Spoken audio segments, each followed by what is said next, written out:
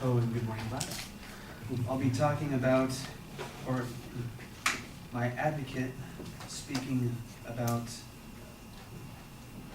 people of color, mainly blacks and Hispanics, disproportionately suffer more hardships in the criminal justice system. She claimed that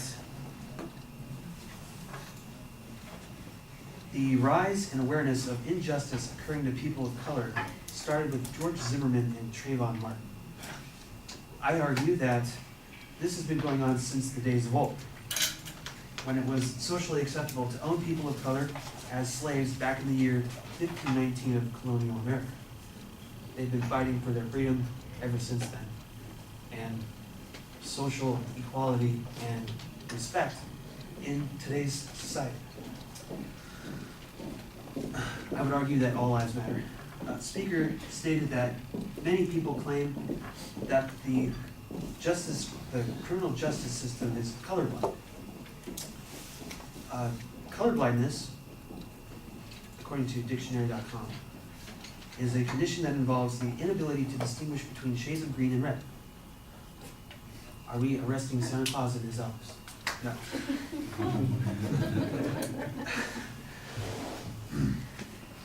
Moving on. Her first secondary claim was blacks and Hispanics are more likely to have more problems with the police. And that her use of profiling was that they were suspected of crimes. Racial profiling. Let's define that. Act of suspecting or targeting a person of a certain race based on a stereotype about their race. So, they're Hispanic, okay? I have reasonable doubt to pull them over and search and seize him. There's two different types of racial profiling. There's the narrow, which occurs when a constable stops, questions, arrests, and or searches somebody solely based on their race or ethnicity. Or there's the broad approach, which is race is only a factor amongst other factors that determine probable cause to take action. Now, why does this happen? Why does profiling happen? Well, when you're a police officer and you start your career, you are a sponge. And when you interact with the public, you start noticing certain patterns. And as you gain more experience and you absorb more of these interactions that you have with specific minorities or in general, you just start to know, like, okay, this guy's kind of weird. Let's check him out. So that's kind of why they're more likely to have more problems with the police because, well, more often than not, there's the ghetto, and there's the city of Compton.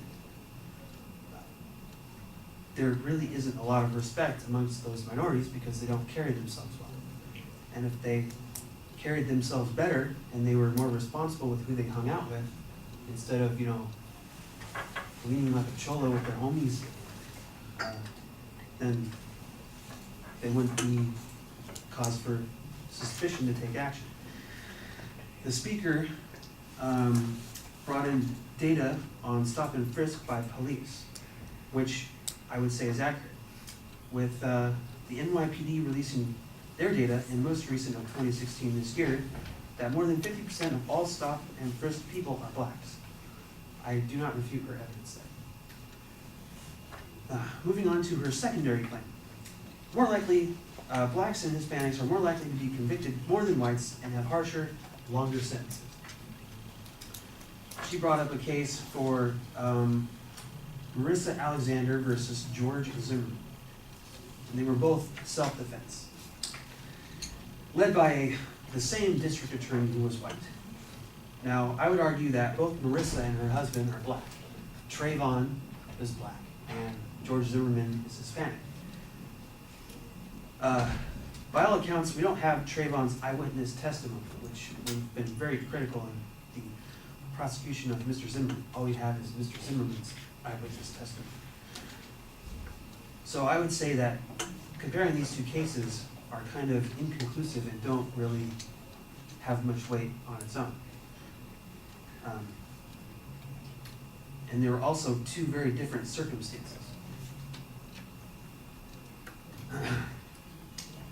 Moving on, the speaker uses data from 2010 to describe the prison population, which was 12.6% of blacks, and they occupy 31.7% of all inmates. In rebuttal, according to the Bureau of Prison Statistics for August 2016, whites occupy 58.7% of the total inmate population, and blacks occupy 37.8% of the population.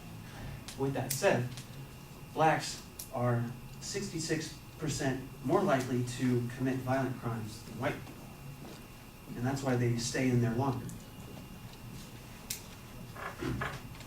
For example, one could argue that there is less black population than white people, and the incarceration rate is quite large. However, according to the FBI in 2014, 69.4% of all arrested persons were white, while 27.8% were black. The data for arrests is relative to prison population. The speaker uses data that states blacks have 10% longer sentences than whites.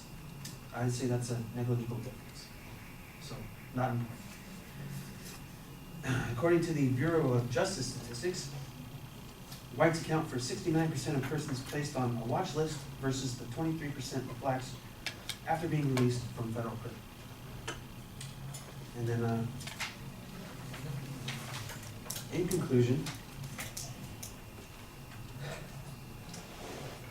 there is no refuting that minorities are targeted more often than not in police interactions, for her first claim, and in her second claim, I would say there was no statistical information that could conclude that blacks have longer sentences than whites for prison incarceration rates. And then I would bring up the question, what about OJ? Thank you for listening.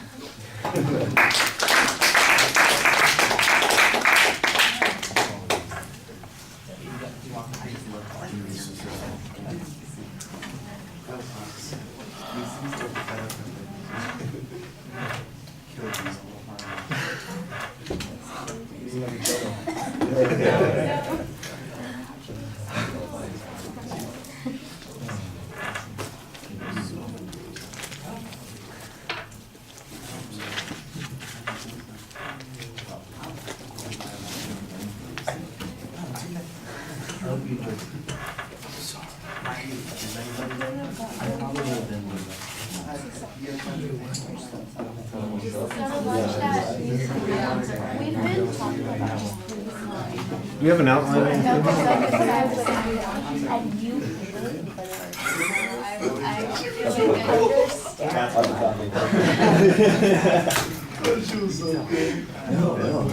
Okay. Matthew, you've got a couple of arguments concerning causality that I think are probably reasonable arguments to make. You've got a couple of arguments that you make that are basically hypostatization. They are silly arguments to make. And then you've got a couple where you're stepping in it and you might, be saying things that they come across probably in a way that you didn't intend, but could be potentially problematic for you. So you got to be a little careful about this. And, we got to step around this a little bit. So let me start with a couple of things that I think just don't mean anything.